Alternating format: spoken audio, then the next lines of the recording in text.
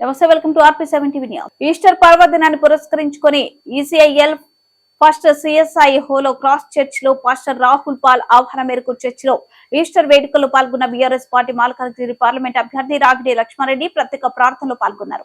అనంతరం రాగిడి లక్ష్మారెడ్డి మాట్లాడుతూ యేసుక్రీస్తు పునరుజ్జీవనానికి గుర్తు మరణంపై యేసు సాధించిన విజయానికి ప్రతీక అని ఆ యేసయ్య దీవెనలు ఎల్లప్పుడూ అందరిపై ఉండాలని ఈస్టర్ శుభాకాంక్షలు తెలియజేశారు. నెక్స్ట్, యేసుక్రీస్తు మరణించిన తిరిగి 3వ రోజు సమాధిలో నుండి తిరిగి లేవడం ద్వారా ప్రజలందరికీ రక్షణ అందించడం జరిగిందని బ్రదర్ విజయ్ కుమార్ మెరుగు అన్నారు. Musheerabad CSI Wesley church pastorate committee ఆధ్వర్యంలో నిర్వహించిన ఈస్టర్ సన్ రైజ్ సర్వీసెస్ కార్యక్రమంలో పాస్టరేట్ చైర్మన్ రెవరెండ్ బివిన్స్ టన్ అధ్యక్షతన జరిగింది.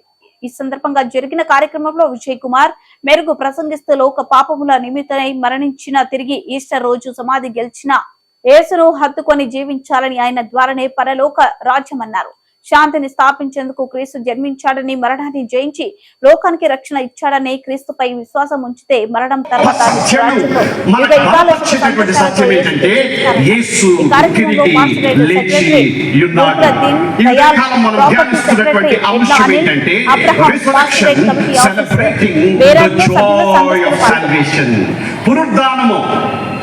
రక్షణలో ఉన్నటువంటి ఆనందాన్ని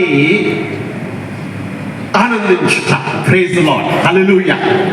రక్షణలో ఉన్నటువంటి ఆనందాన్ని, ఈ రక్షణలో ఉన్నటువంటి ఆనందాన్ని మనం ఎలాగా ఆనందిస్తూ ఉంటాము, ఎలాగా అనుభవిస్తూ ఉంటాము అనే దేవుని యొక్క వాక్యంలో మనం గమనించి చూసినట్టయితే, యేసుక్రీస్తు ప్రభుని ఎవరైతే వారి యొక్క సొంత రక్షకునిగా వారు అంగీకరిస్తారో, ఎవరి జీవితంలోనైతే ఆ తాళము చెవి, పునరుద్ధానం అనే తాళము చెవి ద్వారా ఆ తాళము తెరవబడుతుందో, ఎవరి జీవితాలలోకైతే యేసుక్రీస్తు ప్రభు వస్తాడో వారి జీవితంలో గొప్ప సంతోషము, రక్షణ సంతోషం ఉండబోతా ఉంది.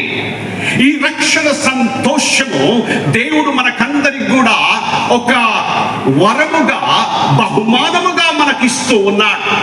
మన క్రియలను బట్టి మనం రక్షింపబడలేదు, కానీ ఇదిగో ఆయన కృప ద్వారా మనం రక్షింపబడుతూ ఉన్నాం. ఆయన మరణాన్ని తిరిగి గెలిచి లేచి ఉన్నాడు కాబట్టి ఇదిగో ఈ దినము ఆయనలో ఉన్నటువంటి జీవము మనకి ఇవ్వబడుతుంది. ఎప్పుడైతే ఈ జీవం మన జీవితంలోనికి వస్తుందో మన జీవితంలో గొప్ప సంతోషము వచ్చినట్లుగా మనం చూస్తూ ఉన్నాం. ప్రియమైన దేవుని బిడ్డలారా, నేను చిన్నవాడిగా ఉన్నప్పుడు అనేక సంవత్సరాల క్రితం హృదయం పాపముతో ఉంది, నల్లగా ఉంది. ఈ నల్లని హృదయంలో, పాపముతో ఉన్నటువంటి హృదయంలోనికి యేసుక్రీస్తు ప్రభు రావాలనుకుంటున్నాడు అని ఈ సందేశం నేను విన్నా. ప్రకటన గ్రంథం 3:20లో ఇదిగో నేను తలుపు యొద్ద నుండి తట్టుచున్నాను, ఎవరైనా నా స్వరం విని తలుపు తెరిచినట్లయితే ఇదిగో వారి హృదయంలోనికి నేను వస్తాను, నేను అతనితో సహవాసం చేస్తాను, అతడు నాతో కూడా సహవాసం చేస్తాడు అని అక్కడ ఒక వాక్యం చూస్తూ